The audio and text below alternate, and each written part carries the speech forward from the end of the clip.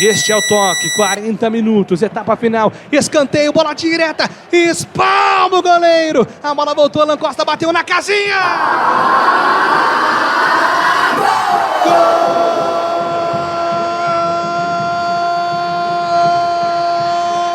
Gol do Avaí! Na ilha formosa, Alan Costa!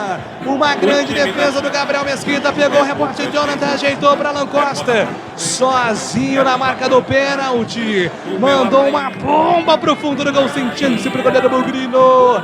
Alan Costa diminui, faz 2-1, o primeiro gol do Avaí, o detalhe do gol é seu, Marcos Luiz. Numa bobeada ali, né? O Gabriel Mesquita fez uma excepcional defesa, mas no rebote ninguém acompanhou o Alan Costa, que joga como zagueiro, mas é experiente o atleta. Meteu no fundo do gol do Gabriel Mesquita, que não teve nenhuma culpa. Diminui o Avaí, 2-1 o jogo.